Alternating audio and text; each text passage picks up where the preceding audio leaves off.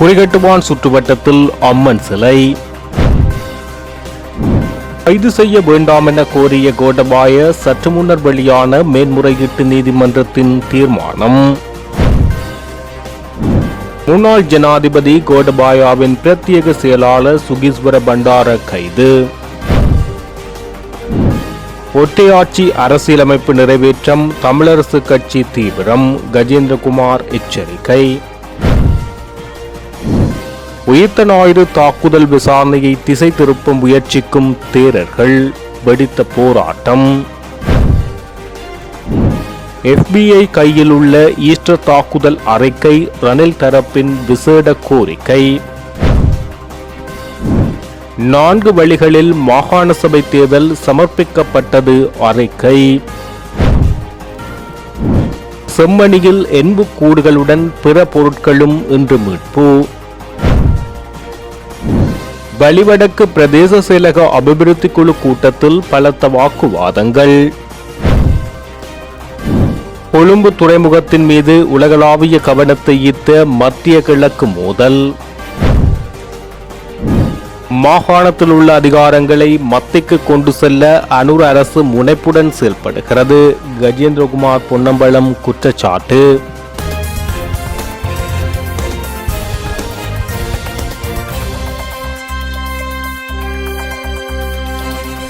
யாழ்ப்பாணத்தில் புனரமைக்கப்பட்டுள்ள குறிகட்டுவான் இறங்குதுறை சுற்றுவட்ட பகுதியில் நைனாதீவு நாகபூசணி அம்மன் சிலை வைப்பதற்கு வேலனை பிரதேச சபையில் தீர்மானம் நிறைவேற்றப்பட்டுள்ளது.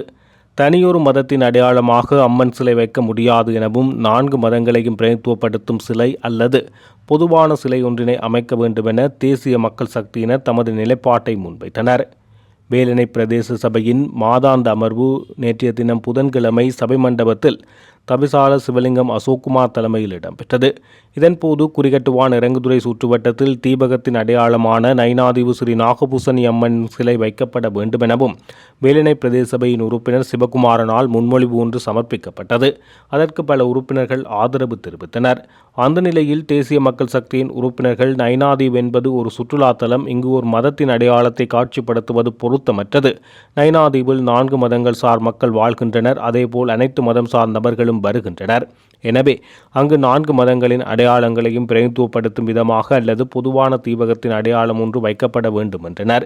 இதனையடுத்து சபையில் தேசிய மக்கள் சக்தியின் உறுப்பினர்களும் ஏனைய கட்சிசார் உறுப்பினர்களுக்கும் இடையில் கடும் வாக்குவாதம் ஏற்பட்டது. ஆனாலும் சபையின் பெரும்பான்மை உறுப்பினர்கள் நாகபூசணி அம்மனின் சிலையை வைக்கப்பட வேண்டுமென எடுத்த நிலைப்பாட்டால் அது தீர்மானமாக வேலனை பிரதேச சபையில் நிறைவேற்றப்பட்டது. இதனையடுத்து அதற்கான ஏற்பாடுகள் நடைபெறும் என தவிசாளர் அசோக்குமார் அறிவித்துள்ளார். தம்மை கைது செய்ய வேண்டாம் என கோரி முன்னாள் ஜனாதிபதி கோடபாயா தாக்கல் செய்த மனு மீதான விசாரணை ஒத்திவைக்கப்பட்டுள்ளது. இதன்படி எதிர்வரும் 24ஆம் தேதி வரை குறித்த மனு மீதான மேலதிக விடயங்களை பரிசீலிப்பதை மேன்முறையீட்டு நீதிமன்றம் ஒத்திவைத்துள்ளது.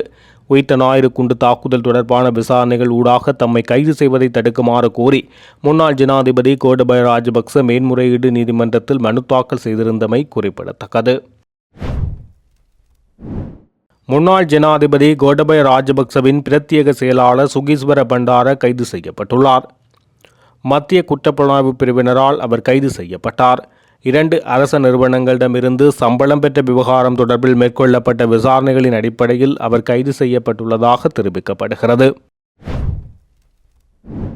திருகோணமலை பிரதான டச்பே கடற்கரை பகுதியில் மேற்கொள்ளப்பட்ட சட்டவிரோத கட்டுமானம் மற்றும் சர்ச்சைக்குரிய புத்த சிலை விவகாரம் தொடர்பான வழக்கு திருகோணமலை நீதவான் நீதிமன்றத்தில் விசாரணைக்காக எடுத்துக் கொள்ளப்பட்டது.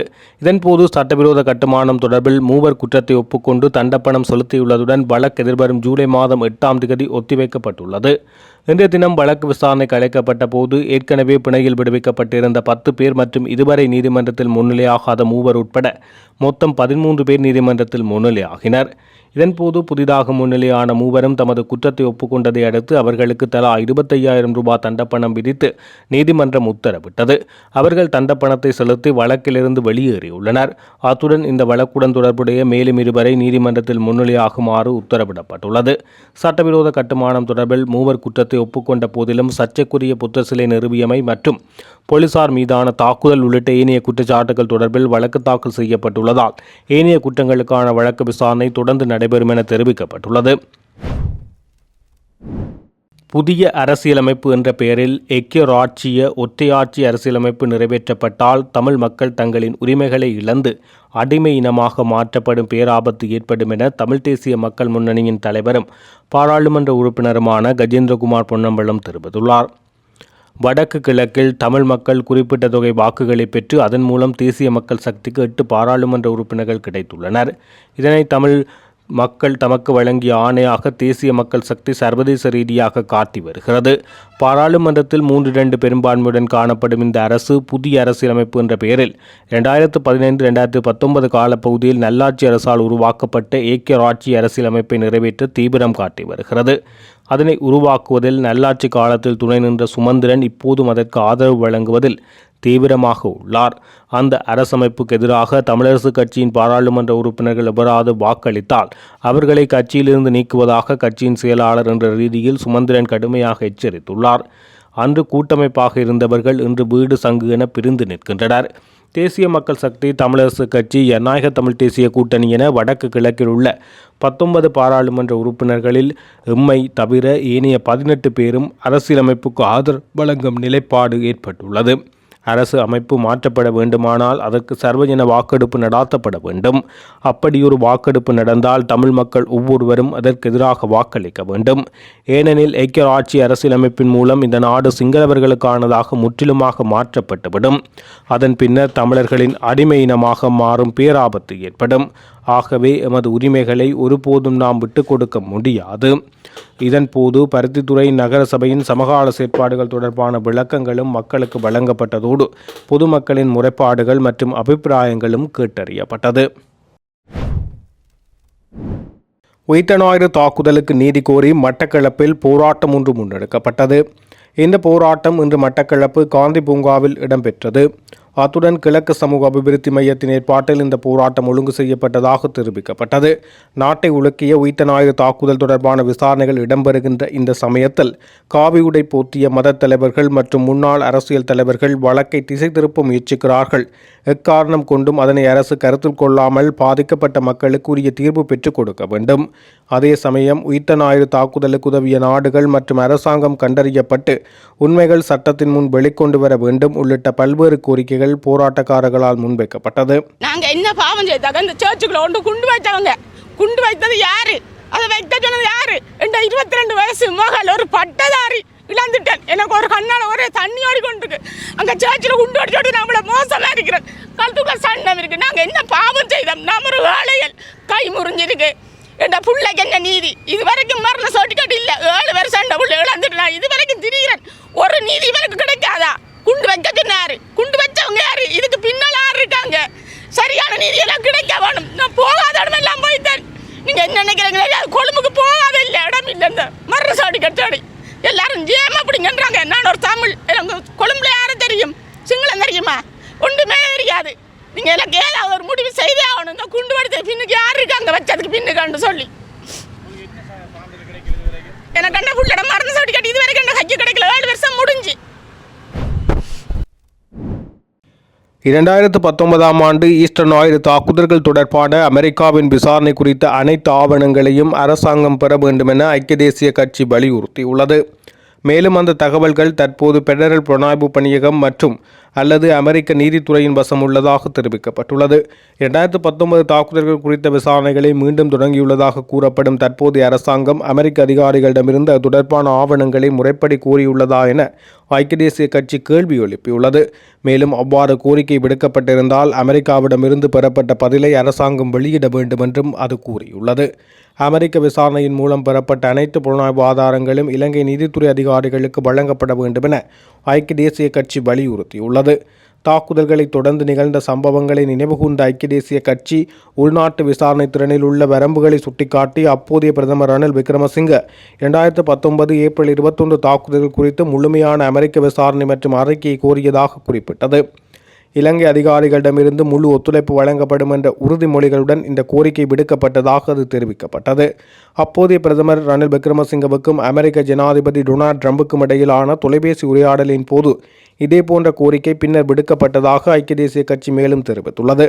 ஐக்கிய தேசிய கட்சி வெளியிட்ட அறிக்கையின் அடிப்படையாக கொண்டு இந்த உரையாடலின் போது மேலும் கோரிக்கை விடுக்கப்பட்டதாகவும் FBI புலனாய்வு பணியகம், குற்ற புலனாய்வுத்துறை, இராணுவ புலனாய்வு மற்றும் அரச புலனாய்வு சேவை உள்ளிட்ட இலங்கை முகாமைகளுடன் இணைந்து ஒரு விரிவான விசாரணையை நடத்தி அதனைத் தொடர்ந்து இலங்கை அரசாங்கத்திடம் ஒரு அறிக்கையை சமர்ப்பிப்பதற்கு கலிபோர்னியாவின் மத்திய மாவட்டத்துக்கான அமெரிக்க மாவட்ட நீதிமன்றத்தில் FBI சிறப்பு முகவர் மெரிலி ஆர் ஹார்ட்வினால் 2020 நவம்பர் 12 அன்று தாக்கல் செய்யப்பட்ட 71 பக்க பிரமாண பத்திரத்தையும் லாஸ் ஏஞ்சலில் உள்ள அமெரிக்க மாவட்ட நீதிமன்றத்தில் 2020 டிசம்பர் 11 அன்று தாக்கல் செய்யப்பட்ட ஒரு குற்றவியல் வழக்கையும் UNB சுட்டிக்காட்டியது. அந்த வழக்கில் பெயரிடப்பட்ட பல சந்தேக நபர்கள் அக்காலத்தில் ஏற்கனவே இலங்கை காவலில் இருந்தனர் என்றும் அது குறிப்பிட்டது. எனவே அமெரிக்காவின் புலனாய்வு ஆவணங்கள் FBI மற்றும் நீதித்துறையிடமே உள்ளது என தனது நிலைப்பாட்டை UNB மீண்டும் வலியுறுத்தியதுடன் அவற்றை அணுக அரசாங்கம் கோரிக்கை விடுத்துள்ளதாக என்பதை தெளிவுபடுத்துமாறும் அவ்வாறு கோரிக்கை விடுக்கப்பட்டிருந்தால் அதன் முடிவை வெளியிடுமாறும் அரசாங்கத்தை வலியுறுத்தியுள்ளது. மாகாண சபை தேர்தல்களை நடாத்துவதற்கான முறைகள் குறித்த கருத்துக்களை கொண்ட அறிக்கை இவ்விடயத்தை ஆராய நியமிக்கப்பட்ட பாராளுமன்ற தெரிவுக்குழுவுக்கு அனுப்பப்பட்டுள்ளதாக தேர்தல் ஆணைக்குழு தெரிவித்துள்ளது. மாகாண சபை தேர்தல்களை 4 வழிகளில் நடாத்தலாம் என குழுவின் முன் தெரிவிக்கப்பட்டுள்ளது. குழுவின் தலைவர் RML ரத்நாயக்க இதனை தெரிவித்தார். முந்தைய மாகாண சபை தேர்தல் முறைமை பெண்கள் மற்றும் இளைஞர் பிரதிநிதித்துவத்தை உள்ளடக்கிய தேர்தல் முறை எல்லை நிர்ணய பிரச்சினை காரணமாக பாராளுமன்றத்தில் முடக்கப்பட்ட மாகாண சபை தேர்தல் முறை மற்றும் புதிய எல்லை நிர்ணய அறிக்கைகளின் அடிப்படையில் தயாரிக்கப்பட்ட முறை ஆகியன மாகாண சபை தேர்தலை நடத்துவதற்கான 4 சாத்தியமான வழிகளாகும் என தெரிவிக்கப்பட்டுள்ளது.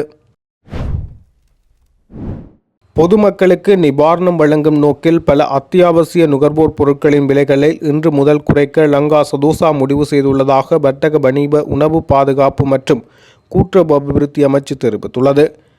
விலை குறைக்கப்பட்ட அத்தியாவசிய பொருட்கள் இன்று முதல் நாடு முழுவதும் உள்ள அனைத்து லங்கா சதோசா விற்பனை நிலையங்கள் மூலமாக நுகர்வோர் வாங்கிக் கொள்ளலாம் என அமைச்சு அறிக்கையில் தெரிவித்துள்ளது.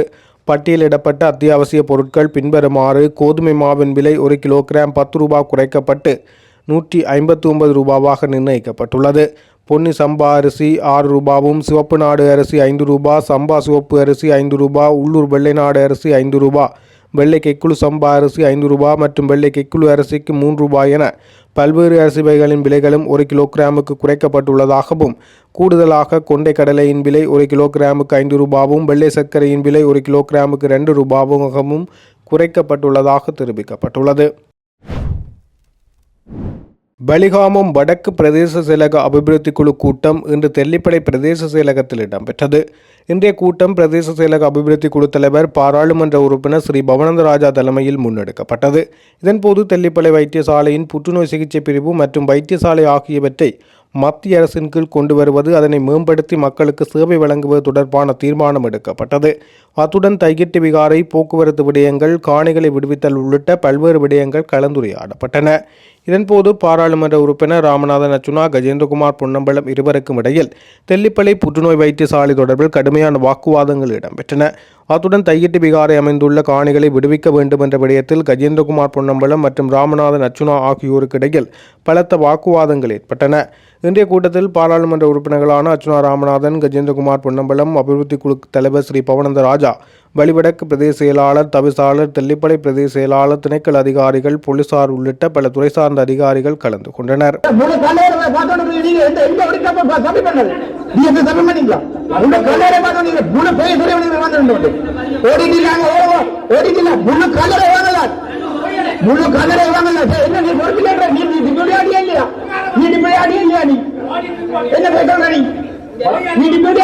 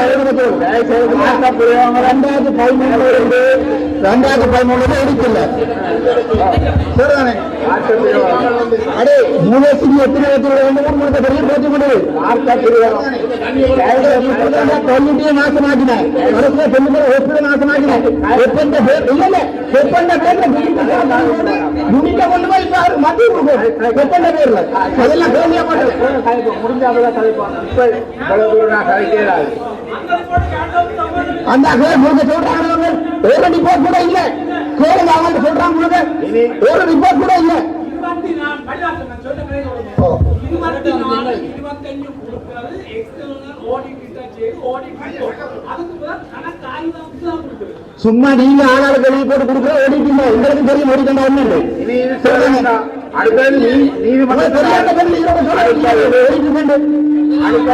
நீதிமன்றத்தை நாடுகக்கூடிய நோயாளர் நலன்புரி சங்கம் என்றது ஒரு தனியார் அமைப்பு.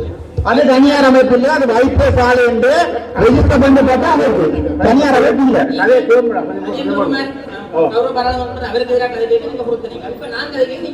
இல்ல இல்ல நாங்க நீங்க சொல்ற பிள்ளை எந்த பொம்மனாலும் நினைப்போம். எங்களுக்கு இந்த பயப்படாம இல்ல, நீங்க பல அலையாங்க எடுக்கிறவங்க நான் பயப்படுறது தனியார் அமைப்பு இல்ல.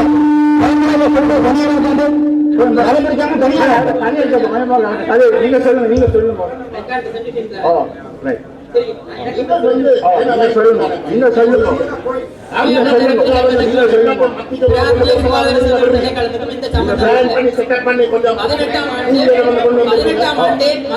வைத்தியசாலை பணி உத்தியோகத்தர்கள் அதனால உறுப்பினராக இருக்கக்கூடாது. கிளிநொச்சியில நான்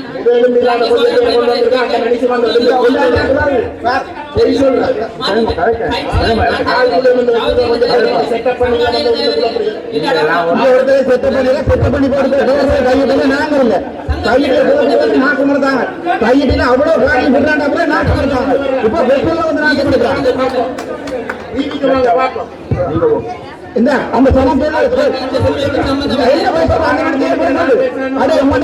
கல்லறைலாம் வெளியே வந்து உணராதீங்கடா.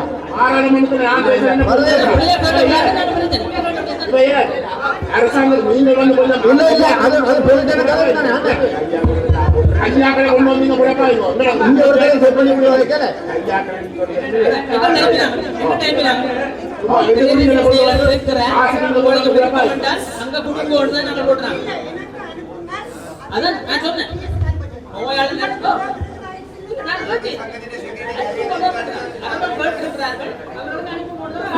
என்ன விலைகள் பாண்டாயா நிலைமை தருவதற்கு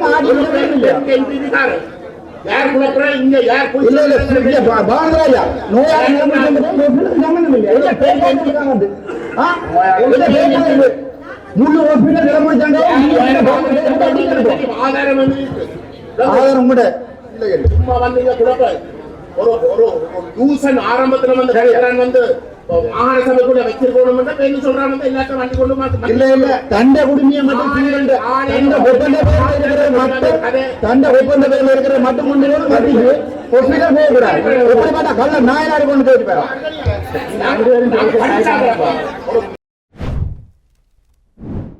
செம்மணியில் இன்றைய அகழ்வின் போது புதிதாக 7 மனித எண்புக்கூடுகள் அடையாளப்படுத்தப்பட்டதுடன் 5 மனித எண்புக்கூடுகள் அகழ்ந்தெடுக்கப்பட்டுள்ளது.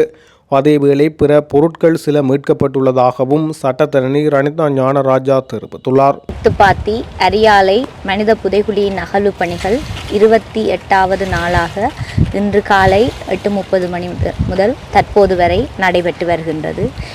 28வது நாளின் முடிவாகிய தற்போது புதிதாக 7 மனித எண்பு தொகுதிகள் சுத்தப்படுத்தப்பட்டு இலக்கமிடப்பட்டுள்ளதுடன் ஏற்கனவே இலக்கமிடப்பட்ட தொகையிலிருந்து 5 மனித எண்பு தொகுதிகள் முழுமையாக அகழ்ந்தெடுக்கப்பட்டுள்ளது. இந்நிலையில் மொத்தமாக இலக்கமிடப்பட்ட மனித எண்பு தொகுதிகளின் எண்ணிக்கை 387ஆக இருப்பதுடன் மொத்தமாக அகழ்ந்தெடுக்கப்பட்ட மனித எண்பு தொகுதிகளின் எண்ணிக்கை 367ஆக இன்றைய தினம் பதிவாகியுள்ளது. இதேவேளை மனித எண்பு தொகுதிகளின் ஊடாக சில பிற பொருள் சான்று பொருட்கள் இன்றைய தினம் அகலப்பட்ட போது கண்டெடுக்கப்பட்டுள்ளது. இந்த பிற பொருள் சான்று பொருட்களுள் சிறு பாசிமணிகளுக்குரிய துண்டுகளும் ஏற்கனவே ஒரு மனித எண்பு தொகுதியில் இருந்த கை வளையலினுடைய பகுதியும் அதே வேளையில் சில ஆணிகளும் சில பிளாஸ்டிக் துண்டுகள் என்று சந்தேகப்படுகின்ற சில பொருட்களும் இன்றைய தினம் எடுக்கப்பட்டுள்ளது. நாளைய தினமும் இதே மாதிரி காலை 8:30 மணியிலிருந்து அகழ்வு பணிகள் இடம்பெறும். இரும்பு துண்டா வந்து ஒரு பெட்டி போல ஒன்று அடையாளப்படுத்தப்பட்டது. உலோகத்திலான ஒரு பகுதி ஒன்று அடையாளப்படுத்தப்பட்டு அது ஏற்கனவே குவியலாக அடையாளப்படுத்தப்பட்ட 17வது தொகுதியோடு இணைக்கப்பட்டுள்ளது. அதுக்கு கீழே சில மனித எண்பு தொகுதிகள் இருக்கிறதால அதை மிகவும் பத்திரமாக தான் அகழ்ந்தெடுக்க வேண்டிய தேவை இருக்கிறதால சுத்தமிடப்பட்டதோடு அதை அப்படியே வைக்கப்பட்டிருக்குது. முழுமையாக இன்னும் அகழ்ந்தெடுக்கப்பட்டதுக்கு பிறகு தான் அது அங்கிருந்து அகற்றப்படுவதற்கான சாத்தியப்பாடுகள் இருக்குது. பெரிய எண்பு தொகுதியோட சிறிய எண்பு தொகுதியாக இணைந்தவாறு காணப்பட்டது. பெரிய எண்பு தொகுதியோட பெரிய எலும்பு தொகுதின்ற தலையோட ஒட்டி சிறிய எலும்பு தொகுதி இன்றைக்கும் அடையாளம் காணப்பட்டு சுத்தப்படுத்தப்பட்டு இலக்கமிடப்படும். மத்திய கிழக்கில் தொடரும் மோதல் கொழும்பு துறைமுகத்தின் மீது உலகளாவிய கவனத்தை அதிகரித்துள்ளது என உலக வங்கி சுட்டிக்காட்டியுள்ளது. அதன் எதிர்கால அபிவிருத்தி மற்றும் நிர்வாகத்தில் மிகுந்த கவனம் செலுத்துமாறு இலங்கை அரசாங்கத்தை உலக வங்கி வலியுறுத்தியுள்ளது. இது குறித்து அமைச்சக வளாகத்தில் சிவில் விமான போக்குவரத்து மற்றும் எரிசக்தி அமைச்சர் அனுர கருணாதிலக்கவுடன் நடத்திய கலந்துரையாடலின் போது இந்த விடயம் தெரிவிக்கப்பட்டுள்ளது. புதிய நிதி மாதிரிகள் மற்றும் தனியார் துறையின் விரிவான பங்கேற்பு உள்ளிட்ட கொழும்பு துறைமுகத்தின் எதிர்கால அபிவிருத்தி குறித்து விவாதிப்பதற்காக நாட்டு மேலாளர் ஹெவார்க் சர்க்கசியன் தலைமையிலான உலக வங்கி தூதுக்குழுவினர் அமைச்சரையும் சிரேஷ்ட அபிவிருத்தி குழு அதிகாரிகளையும் சந்தித்த போது இந்த கருத்தை தெரிவித்தனர். கூட்டத்தின் போது துறைமுகம் தொடர்பான அரசாங்கத்தின் திட்டங்கள் குறித்த சமீபத்திய நிலவரத்தை சாக்சியன் கேட்டறிந்ததோடு கொழும்பு துறைமுகத்தின் உட்கட்டமைப்பு மேம்பாடு குறித்து உலக வங்கி குழுமம் ஆசிய அபிவிருத்தி வங்கியும் கூட்டாக ஆய்வு ஒன்றை நடாத்தி வருவதாக குறிப்பிட்டார். தூதுக்குழுவினருக்கு பதிலளித்த அமைச்சர் கருணாதிலக உலக வங்கி குழுமத்தால் சமர்ப்பிக்கப்பட்ட நிதி முன்மொழிவுகள் மற்றும் நிதி மாதிரிகளை அரசாங்கம் தற்போது மதிப்பீடு செய்து வருவதாக தெரிவித்தார். மேலும் இந்த முன்மொழிவுகளை மதிப்பாய்வு செய்து அங்கீகரிப்பதில் நிதி அமைச்சகமும் திரைசேரியும் முக்கிய பங்கு வகிக்கும் என அவர் தெரிவித்துள்ளார். மாகாணத்தில் உள்ள அதிகாரங்களை மத்திக்கு கொண்டு செல்வதில் புதிய அரசாங்கம் முனைப்புடன் செயற்பட்டு வருவதாக பாராளுமன்ற உறுப்பினர் கஜேந்திரகுமார் பொன்னம்பலம் தெரிவித்தார். பாராளுமன்ற உறுப்பினர் அர்ச்சுனா ராமநாதன் தான் தெல்லிப்பளை புற்றுநோய் வைத்தியசாலை ஸ்பெஷலைஸ்ட் யூனிட்டாக மத்திக்குள்ளே கொண்டு போகிறத முழுமையாக எதிர்த்த மாகாணத்துக்குள்ளே இருக்கிற ஒரு விஷயத்தை கொண்டு போகலாண்டு அன்றைக்கு எதிர்த்த போட்டு இன்றைக்கு ஸ்ரீபவானந்தராஜா பேஸ் ஹாஸ்பிட்டலையும் சேர்த்து புற்றுநோய் வைத்தியசாலையும் மத்திக்குள்ளே கொண்டு போகிறதுக்கு கருத்தை தெரிவித்த இடத்துல அதை ஆமோதித்தது தான் அர்ச்சுனா ராமநாதனுடைய நிலைப்பாடாக இருக்குது. ஆகவே நான் இன்றைக்கு எங்களோட மக்களுக்கு தெளிவாக சொல்ல விரும்புவது மாகாண சபைகள் சம்பந்தமாக எங்களுக்கு இருக்கிற விமர்சனமே அரசாங்கம் திட்டமிட்டு மாகாண சபைக்கு கீழே இருக்கக்கூடிய அனைத்து விடயங்களுக்கும் நிதிகள் வழங்காமல் அதை திட்டமிட்டு தோற்கடிக்க பண்ணுற ஒரு கொள்கையை வகுத்து அந்த மாகாண சபையிலே தேவையில்லை என்ற ஒரு நிலைமையை திட்டமிட்டு உருவாக்குறது தான் இதுக்கு முதல் இருந்த அரசாங்கங்களுடைய செயல்பாடாக இருக்கின்றது. பள்ளிக்கூடங்கள் சம்பந்தமாகவும் வைத்தியசாலைகள் சம்பந்தமாகவும் அது அவர்களுடைய தீவிர கொள்கையாக இருக்கிறதால் அது அனைத்துமே தங்களுடைய கண்ட்ரோலுக்குள்ளே மத்திக்குள்ளே கொண்டு போய் முழுக்க மத்தியுடைய விருப்பத்தின் பிரகாரம் அதுக்குள்ளே இருக்கக்கூடிய நிர்வாகத்தில் இருக்கக்கூடிய அனைவரும் தங்களுக்கு விசுவாசமாக வரணும்ன்றது தான் அவர்களுடைய நோக்கம். அவை திட்டமிட்டு அதை செய்யணும். இது மாகாண சபைக்கு ஒரு ஒற்றையாட்சியிலே இருக்கிறபடியால் மாகாண சபைக்கு போதிய அதிகாரம் இல்லை. மாறாக அது முழுக்க மத்தியில் தங்கியிருக்கிற ஒரு நிலையில தான் அந்த மாகாண சபை என்ற மாயை வச்சுக்கொண்டு ஏதோ இருக்கிறது மாதிரி காட்டிக்கொண்டு ஆனால் உண்மையிலே அவர்களுக்கு இருக்கிற அதிகாரங்களை அந்த மாகாணத்துக்கு மேலே அவர்களுக்கு இருக்கக்கூடிய அந்த ஆதிக்கத்தை வச்சுக்கொண்டு தான் அது திட்டமிட்டு தோற்கடிக்க பண்ணுறதுக்குரிய வேலையும் நடக்குது. அப்போ இன்றைக்கு இந்த உண்மையை விளங்கி கொள்ளாமல் இன்றைக்கு அங்கே மக்கள் ஏமாற்றப்படுறதுக்கான ஒரு நிலைமை தான் இன்றைக்கு உருவாகி இருக்குது. நான் ஏன் இதை சொல்கிறேன்டா நான் கணக்கை யோசிக்க தேவையில்லை. இன்றைக்கு யாழ்ப்பாணத்தில் மத்திக்குள்ளே இருக்கக்கூடிய ஒரு வைத்தியசாலை போதனா வைத்தியசாலை ஜஃப்னா டீச்சிங் ஹாஸ்பிட்டல். இன்றைக்கு ஜஃப்னா டீச்சிங் ஹாஸ்பிட்டலில் மெட்ட மாவட்டங்களில் இருக்கக்கூடிய மாகாணங்களில் இருக்கக்கூடிய மத்திய வைத்தியசாலைகளுக்கு கார்ட ரிவிஷன்ஸ் எல்லாம் செய்து அதுக்குரிய நிதிகள் பெரிய அளவில் ஒதுக்கப்பட்டு இருக்கிற ஒரு நிலையில் ஜஃப்னா டீச்சிங் ஹாஸ்பிட்டல் இன்றைக்கும் போதிய அளவு கார்ட ரிவிஷன்ஸ் எதுவும் செய்யாமல் அதே நேரம் நிதியும் வழங்காமல் இன்றைக்கு ஆஸ்பத்திரிக்கு போனீங்கன்னா கிட்டத்தட்ட 60 பேர் நிலத்தில் படுத்து கொண்டிருக்கிறார். இன்றைக்கு ஒரு மெட்டர்னிட்டி வார்டே அதுக்குண்டு இயங்க முடியாத ஒரு நிலையில தான் ஜஃப்னா டீச்சிங் ஹாஸ்பிட்டல் இருக்கு. சரி, 13 வருஷத்துக்கு மேலாக இன்றைக்கு ஒரு மெட்டர்னிட்டி வார்டே மெட்டர்னிட்டி வார்டுக்குண்டே இல்லாமல் இருக்கு. அந்த குறைகள் எதுவுமே வந்து எந்த ஒரு அரசாங்கமும் நிவர்த்தி செய்ய இல்லை. அப்படிப்பட்ட ஒரு நிலையில வந்து ரணில் விக்ரமசிங்க ஜனாதிபதி, அவர் ஜனாதிபதியாக இருந்த காலத்தில் வந்து யாழ்ப்பாணத்துக்கு வந்து யாழ்ப்பாண போதன வைத்தியசாலையை வந்து ஒரு தேசிய வைத்தியசாலையாக வந்து தாங்கள் உயர்த்த போறோம் என்ற வாக்குறுதியை வழங்கினார். அப்படி வாக்குறுதி வழங்கியும் இந்த அரசாங்கம் ஆட்சிக்கு வந்ததுக்கு பிறகு அந்த வாக்குறுதியை நிறைவேற்றத்துக்கு தேவைப்படுகின்ற வளங்களை வந்து இன்றைக்கு அந்த போதன வைத்தியசாலைக்கு வந்து வழங்குறாங்க இல்லை. இன்றைக்கு போதன வைத்தியசாலையில் நடைபெற்றிருக்கின்ற அபிவிருத்திகள் எல்லாமே வந்து மிகப்பெரிய பெரும்பான்மையாக வந்து புலம்பெயர்ந்த தமிழ் மக்கள் தங்களுடைய செல்வாக்கை பயன்படுத்தி தங்களுடைய நாடுகளில் இருக்க மக்களும் அங்கே இருக்கக்கூடிய அரசாங்கங்களும் இல்லாட்டி அங்கே இருக்கக்கூடிய வேறு தங்களுடைய தொடர்புகளை வைத்துக்கொண்டு வழங்குகின்ற டொனேஷன்ஸை வைத்துக்கொண்டு இயங்குதே தவிர உண்மையிலே வந்து அரசு வந்து அதுக்கு தேவைப்படுகின்ற நிதிகளை வந்து இதுவரைக்கும் வந்து வழங்காமல் தான் அது இயங்கிக் கொண்டு இருக்கு. அது மட்டுமில்லாமல் ஒரு ஜனாதிபதி யாழ்ப்பாணத்துக்கு வந்து அது ஒரு தேசிய வைத்தியசாலையாக தாங்கள் மாற்ற போறோம் உயர்த்த போறோம் என்று சொல்லியிருந்தும் இன்றைக்கு அது தேசிய வைத்தியசாலை ஆக்கிறதுக்குரிய வளங்களை எதுவுமே கொடுக்காமல் இன்றைக்கு அனுராதபுரத்தை வந்து ஒரு தேசிய வைத்தியசாலை ஆக்கிறதுக்குரிய வேலையில் தான் படிப்படியாக நடந்து கொண்டிருக்கு. இன்றைக்கு யாழ்ப்பாண போதன வைத்தியசாலை அனுராதபுரம், புத்தளம், நீர்கொழும்பு போன்ற பிரதேசங்களுக்கு வந்து ஒரு மிக முக்கியமான ஒரு வைத்தியசாலையாக வந்து இன்றைக்கு தொடர்ந்து இயங்கி கொண்டிருக்கு. கிழக்கு மாகாணத்துக்கும் வந்து கணிசமான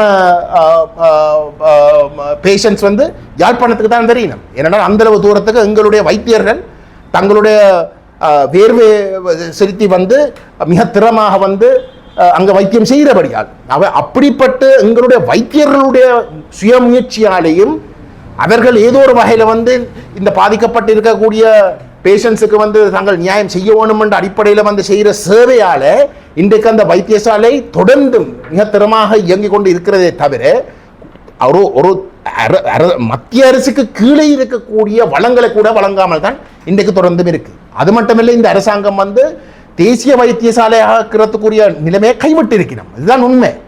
அனுராதபுரத்தை தான் பலப்படுத்தினோம்.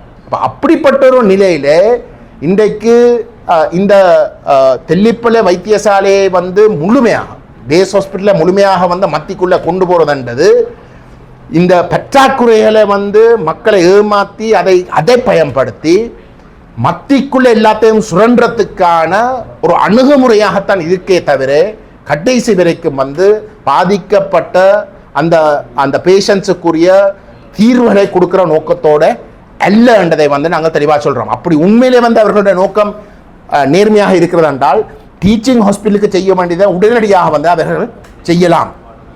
இந்த உண்மையை வைத்தியர் ஸ்ரீபவானந்த ராஜாக்கு நன்றாக தெரியும். இன்றைக்கு அவருடைய அரசாங்கத்துக்கு வந்து யாழ்ப்பாணத்தை ஒரு நேஷனல் ஹாஸ்பிட்டல் ஆக்கிற நோக்கம் இல்லை. மாறாக வந்து அனுராதபுரத்தை வந்து வடமாகாணத்துக்குரிய வடக்குக்குரிய ஒரு பிரதேசமாக கருதி அனுராதபுரத்தை தான் பலப்படுத்துறதை விரும்புகிறார்களே தவிர யாழ்ப்பாணத்தை ஒரு நேஷனல் ஹாஸ்பிட்டல் ஆக்குறதுக்கு விரும்புகிறாங்க இல்லை என்றது அவர்கள் நன்றாக தெரியும்.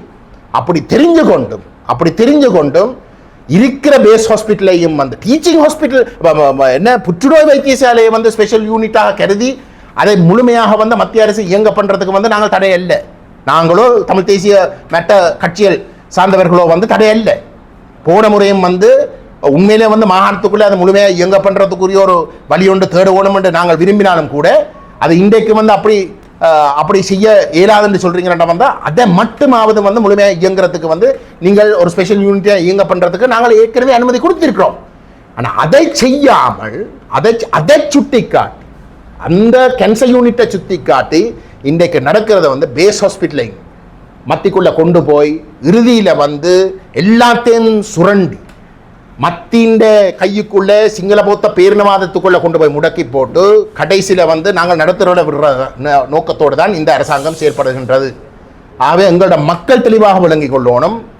நாங்கள் தெளிவாக சொல்கிறோம், டாக்டர் மேரோடையும் கதைச்சுத்தான் நாங்கள் சொல்கிறோம், இந்த கேன்சர் யூனிட்டை உடனடியாக ஒரு ஸ்பெஷல் யூனிட்டாக அங்கீகரித்து அதுக்கு தேவைப்படுகின்ற வளங்கள் அனைத்தையும் வழங்குறது தான் முறை. பேஸ் ஹாஸ்பிட்டலையும் சேர்த்து கொண்டு போகிறதுன்றது வந்து நாளைக்கு நாளன்னைக்கு செய்யக்கூடிய ஒரு காரியம் இல்லை. அது எல்லாத்துக்கும் வந்து கார்டு ரிவிஷன் செய்யணும், போதிய அளவு மாற்றங்களை செய்யணும், அதெல்லாம் செய்து வர இறுதியில் வந்து வருஷக்கணக்கில் வந்து இழுக்கும். அவை இது எல்லாமே வந்து இந்த பற்றாக்குறையை திட்டமிட்டு இந்த அரசாங்கங்கள் உருவாக்கி இந்த மக்களை ஏமாற்றி ஏதோ மத்திக்குள்ளே கொண்டு போனால் மட்டும்தான் இது சரியாக இயங்கும் என்ற ஒரு மாயை காட்டி இறுதியில் வந்து அனைத்தையும் தங்களோட கட்டுப்பாட்டுக்குள்ளே கொண்டு போகிறது மட்டும்தான் நோக்கமே தவிர உண்மையிலே வந்து இந்த பாதிக்கப்பட்ட மக்களுக்குரிய தீர்வுகளை கொடுக்கறதில்லை. தீர்வு கொடுக்கறது நோக்கமாக இருந்தால் இன்றைக்கு மாகாண சபைக்கு கீழே இருக்கக்கூடிய அத்தனை வைத்தியசாலைகளுக்கும் பள்ளிக்கூடங்களுக்கும் கட்டமைப்புகளுக்கும் போதிய அளவு நிதியை அவர்கள் ஒதுக்கலாம்.